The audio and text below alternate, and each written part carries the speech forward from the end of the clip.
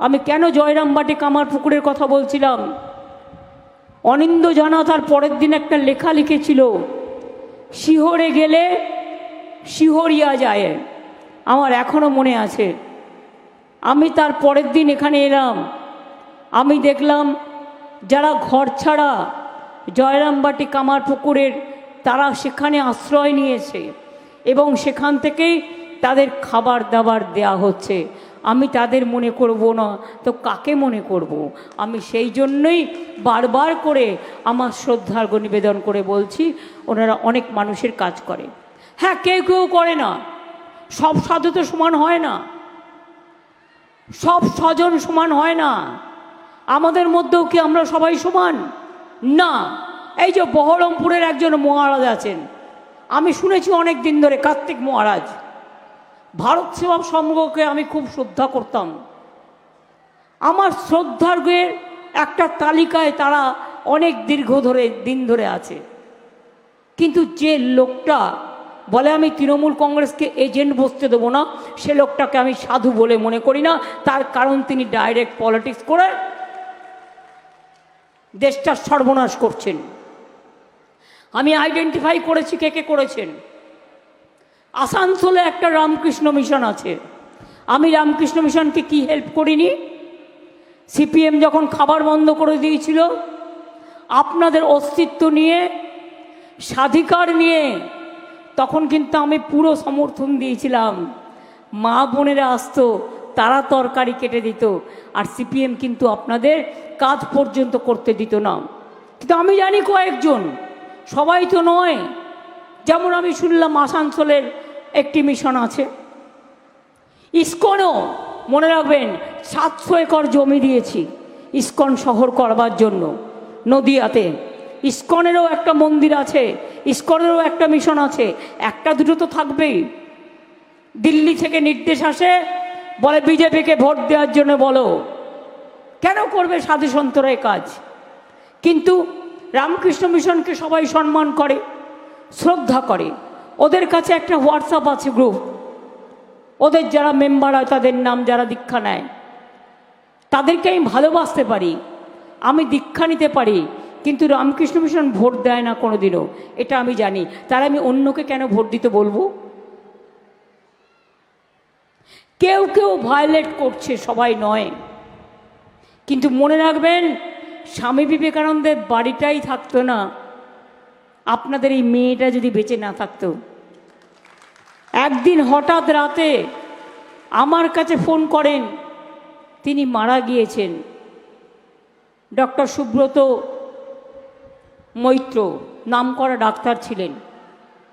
আমাকে রাত 12টায় ফোন করে বলছেন, মমতা এই দেখো আমাদের এটা দখল করতে এসছে। আমি বললাম কারা? স্বামী বিবেকানন্দের বাড়ি। কল্পনা করতে পারেন? দখল করতে গেছে কয়েকটা মাফিয়া মিলে। আমি বললাম তাই? এত বড় সাহস? বাড়িটা কার নামে? বলল আসলে বাড়িটা তো আমাদের নামে নেই, সেই জন্য ওরা টাকা দিয়ে কিনে নিচ্ছে। আমি বললাম তাই? আমি পরের দিন মেয়রকে পাঠিয়ে বললাম, যা টাকা লাগে আমরা রাজ্য সরকার থেকে দেব, ওই বাড়ি স্বামী বিবেকানন্দের থাকবে, আর কারও থাকবে না। ভুলে গেছে অনেকে, তাই মনে করিয়ে দিচ্ছি। সিস্টার নিবেদিতার বাড়ি জোর করে নিয়ে নিচ্ছিল। আমি নিজে 2বার ছুটে গেছি, গিয়ে প্ল্যান করেছি। মায়ের বাড়ি তো হচ্ছিলই না, চারিদিকে অনেক মানুষ থাকতো, অনেক প্রবলেম ছিল। কিন্তু আমি আস্তে আস্তে তাদের বুঝিয়ে প্রবলেম সলভ করে মায়ের বাড়িও করে দিয়েছি। কালীঘাট মন্দির যান, ওখানেও স্কাই ওয়ার্কের কাজ চলছে, দেখবেন আর 2-1 মাসের মধ্যে ওই কাজটাও হয়ে গেছে। আমি এই কথাগুলো বললাম এই কারণে, কিছু ঘটনা যা আমার মনে থাকে আমি আপনাদের মনে করিয়ে দিই। গোঘাট অঞ্চলের মানুষ, আরামবাগ অঞ্চলের মানুষ, যে মেয়েটি আপনাদের দাঁড়িয়েছেন একটি সাধারণ ঘরের মেয়ে, মিতালি বাগ, খুবই সাধারণ ঘরের মেয়ে। নিচু থেকে পড়াশুনো করে উঠে এসছে, উচ্চশিক্ষাও করেছে, কেন দাঁড়াবে না সমাজের সবাই? তাই আপনাদের বলবো, ওকে আমি টিকিট দিয়েছি এমনি এমনি নয়, আমরা ওকে টিকিট দিয়েছি জেতবার জন্য। আমরা চাই বাউরি সমাজ, বাগদি সমাজ, মতুয়া সমাজ, রাজবংশী সমাজ, সংখ্যালঘু সমাজ, অন্যান্য সকল কমিউনিটি, ভূমিজ সমাজ, সবাই মিলে আমরা একসাথে কাজ করব।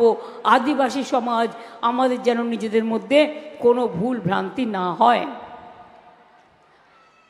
মোদিবাবু ভোট চাওয়ার কথা বলে কি বলছেন?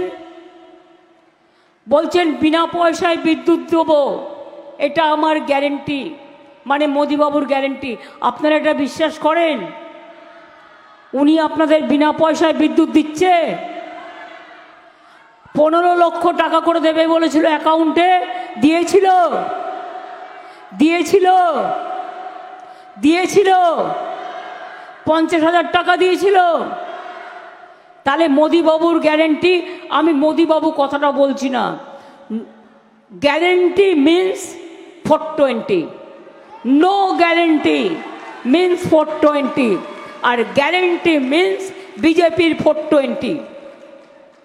বলছে বিনা পয়সায় গ্যাস দিচ্ছি। বিনা পয়সায় গ্যাস দিয়েছে আপনাদের? গ্যাসের দাম কত? কত টাকা দিয়ে গ্যাস কিনতে হয় মা বোনেদের? তাহলে যে বলছে আমি বিনা পয়সায় গ্যাস দিচ্ছি, তার মানে 420 ভো কাটটা, ভোটের বাক্সে পুরো কাটটি করে দিন।